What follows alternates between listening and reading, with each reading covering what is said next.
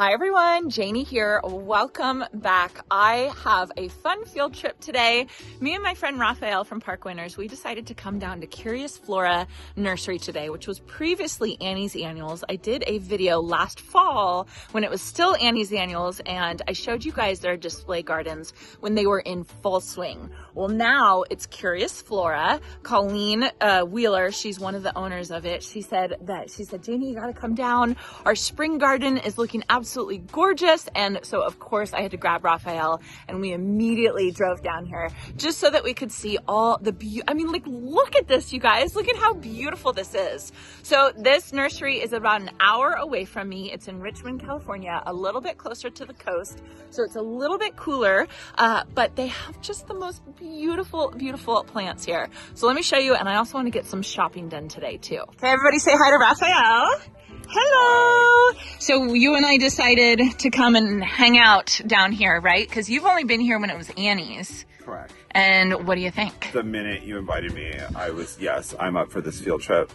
I've already found got something. A new plant. Wait till y'all see this. This is a, what did you say it was called? Cup and saucer vine. Yeah. Wait till you see the blooms. We've been here for 3 minutes and Raphael already has a basket. I rarely have these reactions towards plants and feel like I've seen it all, and I had never seen these. And so I'm excited because we have the perfect hog wire fence to grow them on. Yeah. Tell everybody about your big news. Well, the big news is that we have a YouTube channel that we started several weeks ago, and it's called Park Winners Simple Country Luxury. It is so good. It is so sweet. It is garden and behind the scenes of the whole venue, the inn, and everything like that. It is such a wonderful channel. I'm going to link it in the description down below, but I am so proud of you and John. Like, it is so fun. Thank you. Finally, you guys started this. It's so good. Okay, I think it's about 2 hours later from the last clip that I got. Raphael has already done all.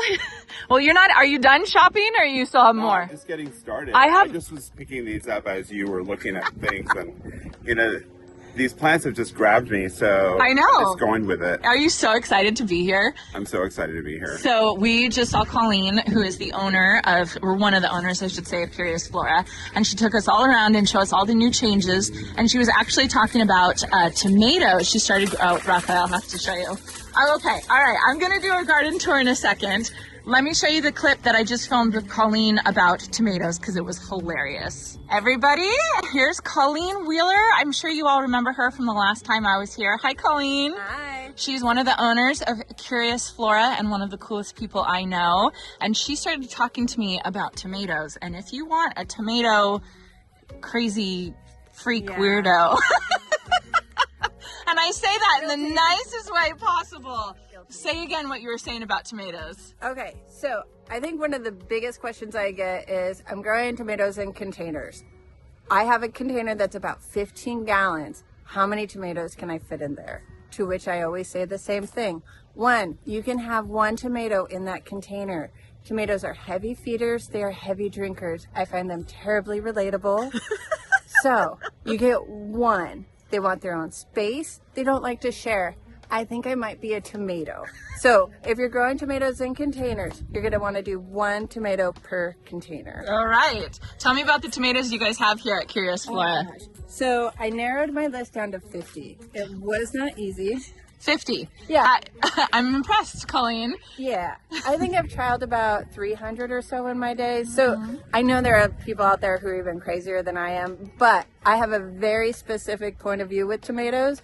I'm trying to find tomatoes that grow really well for people who are either coastal and have a climate that's too cool for good tomatoes, or they're inland and it's very hot and tomatoes don't really love being there. Yeah. And finding the tomatoes that work for them. Okay. Because I think everybody should get to have good tomatoes. And so I've really spent the last 15 years trialing different tomatoes that I think would really thrive in those spaces and then figuring out which ones actually do. So tell me which one would be good for a coastal area. Okay, so for coastal growers, I always recommend sticking to a day count of 72 days or less. Oh. I usually spend most of my time, I have actually separated the tables into cherry tomatoes. Then it goes a little bit larger into the saladettes. Then we get into the small and medium-sized slicers. Okay. And then you get into your beefsteaks and your saucing tomatoes. Wow. So if I'm going super coastal, I tend to stick to our cherry table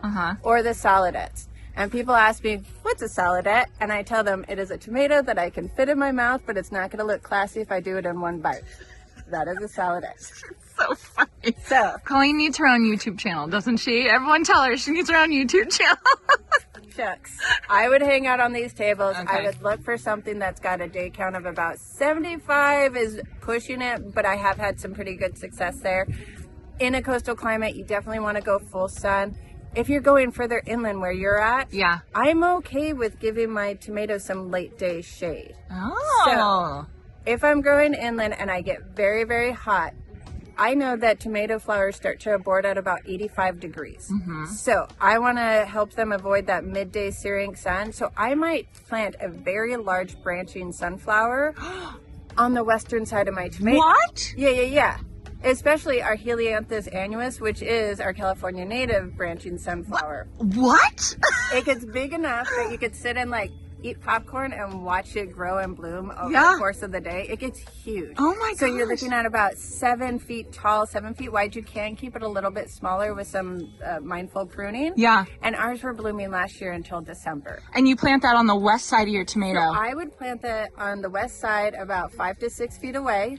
I don't want it hugged up right there because one, Yeah. I don't want to reduce my ventilation in that space. Right. And two, I don't want to provide too much shade because I still want about 6 to 8 hours of sun, even in my hot inland climate. Okay. So I do a little bit of late day shade. I've also been known to take a couple of wooden posts, put some shade cloth or just a sheet from the house Yeah. and attach it to both of those posts. So when I heading into my hotter days, I just pop that bad boy in the ground and I leave it there for a few days. Okay. Letting my plants stay shaded for a few days isn't the worst thing that can happen. And so when people come in and they're like, I've had this lull in fruit production. My plants look great. They were banging out fruit. And then suddenly for 6 weeks, I had no fruit. And then I go back and I look at the calendar. I look at what the weather was. Sure enough, heat spike. Yeah. All the flowers dropped. No fruit. Okay. So All right. a little bit of shade inland, a little extra sun, coastal, Yeah. great tomatoes. You're amazing. Ah, sure. Thank you so much. All right. So let's take a look at these incredible display gardens. Look at this for scale. Isn't that amazing? Spinning out right just over the top. And then I feel like I'm inside of like a Easter movie or, Easter. you know, like Easter. these colors. Like whoever planted this is an artist with plants. They're painting with color. It's Colleen. Well, it's Colleen designed, and then Rose takes care of it, and they have just done a beautiful job. This is Nemophilia, baby blue eyes, which is like a real, true blue flower, and I just think it is so gorgeous as compared to, or next to all the ranunculus. Look at how beautiful they are. Oh my goodness. And then we have these sunset-colored snapdragons behind it. It is just... it's heaven. And this is only the first bed that you just walk into. It's beautiful. Look at this one. Look at this. Here's this over here. Oh my goodness. I mean, it's just amazing that we can see this with our very own eyes, I right? know. It's just, So like, look at this dance, so beautiful. Curious Flora has basically two main displays. They have a display garden all season long, basically, but it's really in, sorry about the sound. It's a big truck over there. It's really in full swing right now. It's in full swing in the spring and full swing in the fall. And my last video, I was featuring the fall garden, and it was a lot more saturated colors, a lot more brighter colors, and here they have more spring colors that are absolutely just amazing. So here's some Nemesia KLM. Isn't that the coolest? I can't, cream cups. I'll call it cream cups. But look at that. And then all the ranunculus is absolutely amazing. The roses are about to go crazy, but I will show you another rose that's already blooming right now that is really, really beautiful. Foxgloves verbascum. Colleen was telling us how obsessed she is with verbascum right now, which I have actually never grown verbascum in my garden, and now I feel like I have to. I have to point out this Buddleia Grand Cascade because I saw it blooming in the fall when I was here last time, and I I bought one and I planted it in my long border. So you can see theirs is definitely bigger than mine, but oh my goodness, it's gonna be beautiful once it starts blooming. We have the blue delphiniums, more of the baby blue eyes, really just so pretty. Oh, we have Moo. Moo is over by Raphael right there, and then we have Stuart, the dinosaur, over by Rose. And oh my gosh. Oh, is that the Hebe? So this is what Colleen was just telling us about the Hebe.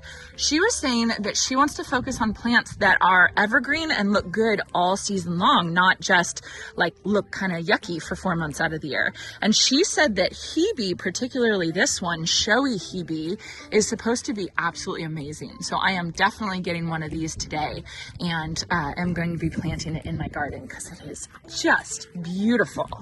Do you think we're going to have enough room in your truck for the plants? I don't know. I don't know. Everybody, let me introduce you to Rose. She is in charge of the display gardens. You were doing it when it was still Annie's, right? And now you take care of this. Is this your like full-time? This is what you do? 40 hours a week. Are you the luckiest human being alive that this is your job? You get to take care of this, and you do an amazing job. Thank you so much. Thank you. Thank you for what you do. Thank you. Look at this view back here. Oh my goodness, this is just so amazing. This is a fun place to just come and kind of spend some time. You can see their agave. I was talking to Colleen. This agave right here is blooming, so they're gonna have to take that out. And then this amazing one over here is blooming too.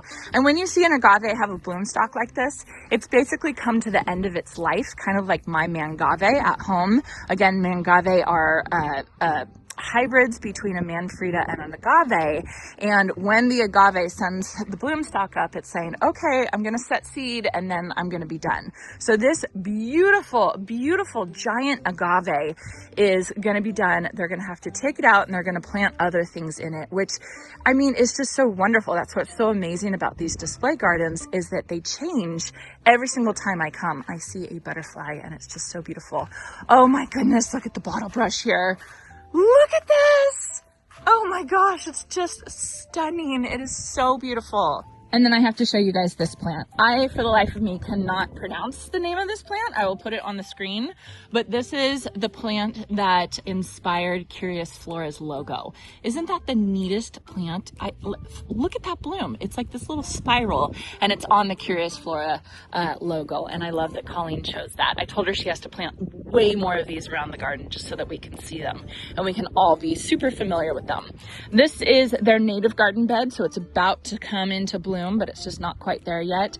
They do succession planting, and so basically they have a plan of when the garden beds are going to be in full swing, and they try and do it step by step, so there's always something really looking amazing and really looking beautiful for all the people who come here, so they can enjoy the display gardens here, and then they can go shopping, which is the most important thing, right? Here's the back side of that front bed, which is, oh, it's just amazing. Look at this kufia here. That is amazing. And then again, we have more of these papaver. I don't say them right ever, but basically they're poppies. And one of the things Colleen was telling Raphael and I is that because we're hotter, we have a hotter climate, we're inland California, we have to plant these in November for sure. Kind of just like sweet peas. You got to plant them so that they bloom really early before it gets too hot. I love that she's added orange in. I just love it. It's so cool to see. And then coming here, Royal Sunset Rose. Look at this perfect rose. Look at this one. And it smells amazing. This is just so pretty.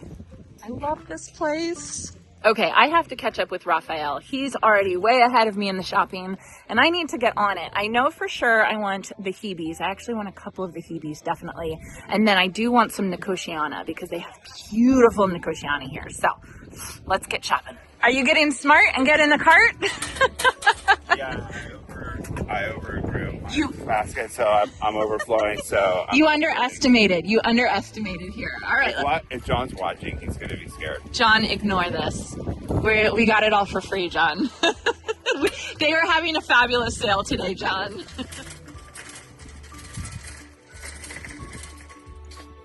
See this? This is the verbascum she was talking about. Cotswold King. This is the one that she was saying was so amazing. So I might have to get this. Look at this plant. It is so interesting. It reminds me of the Helen von Stein, or just a lamb's ear, but it's not. It's Salvia argentea silver sage. Silver sage. That's tough to say all at once. A stunning, drought-tolerant visual and textural accent. Quite cuddly as its large wavy leaves are garbed in soft downy fuzz. How interesting. Yes, I think I'm getting one of these. I'm headed this way because I know the Hebe was over here. Colleen showed us. Where did that go? There it is. Showy Hebe. Hebe speciosa. I was never even remotely interested in Hebes before. They seemed so boring and so stiff in habit to me until I met this extra huge flowered species. 3 to 4 inch chubby magenta violet blooms, clusters big enough to fill your palm, appear continuously from July to November. I mean, how can you not say yes to something like that? So, 3 feet tall, 4 feet wide. Yeah, I think I need to get 3, right? I mean, right? 2 and 3. What did you find? Okay, this spear lily. Yeah.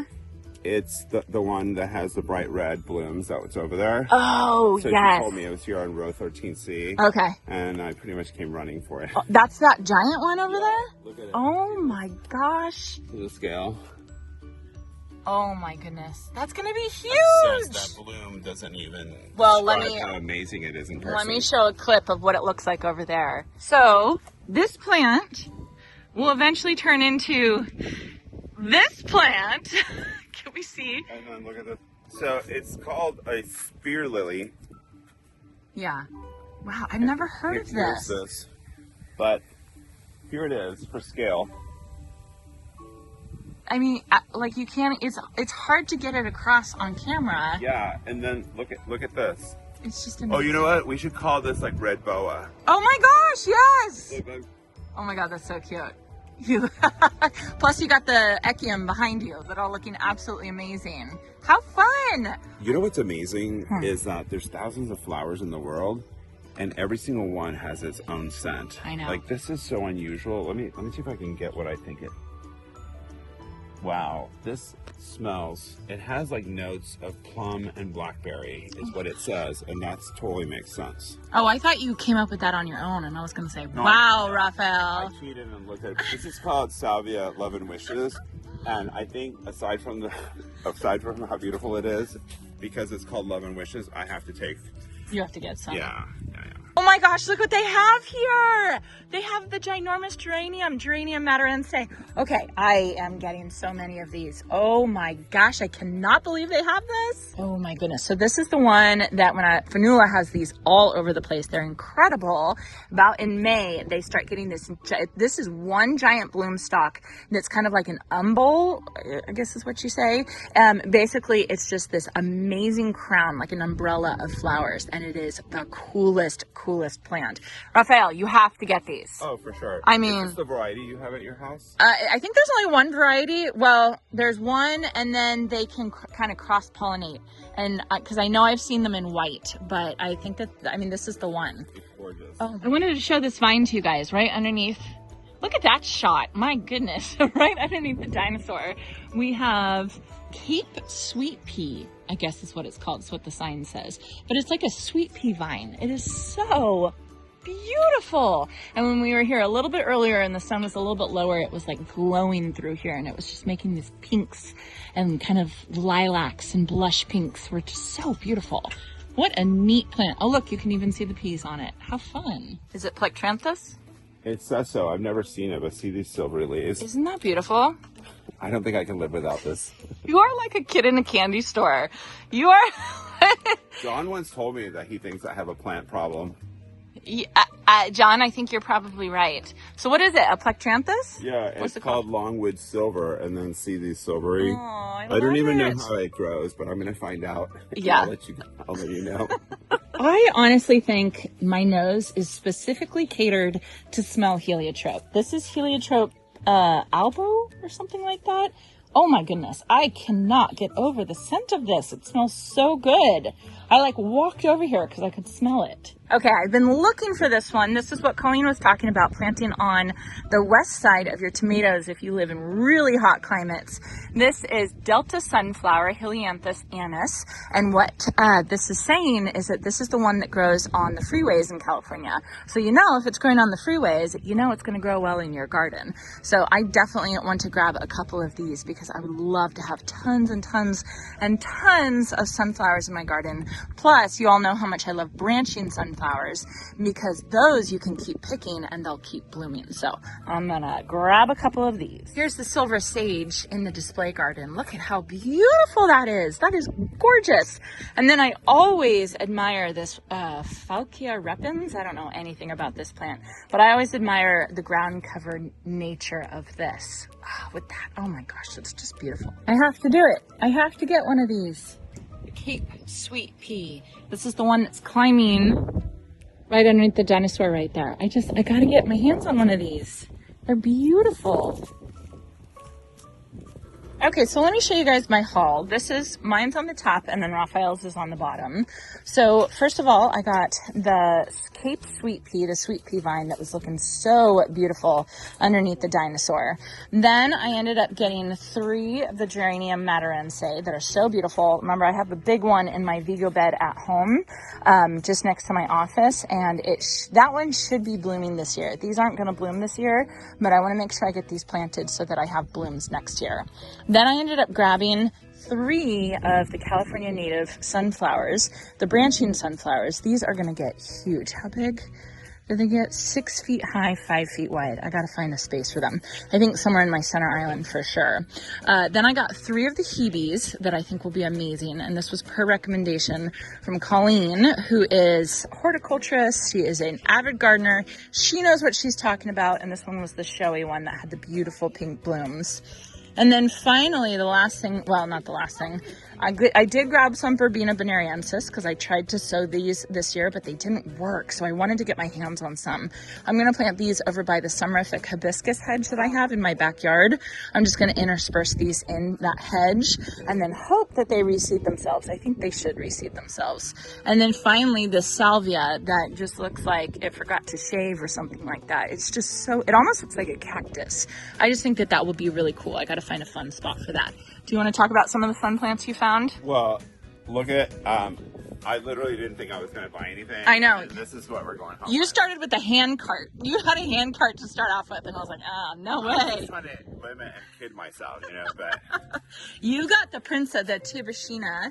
That one is absolutely stunning. And then you got this massive one. I cannot wait to see how big this one gets. This is your red boa plant, right? Totally. And then what else did you get? Look at this beautiful silver leaf. This is the Plectranthus. Yeah, I got a bunch of plants. Look at that. Oh my goodness. So we've got some planting to do. But you know what I think we should do first?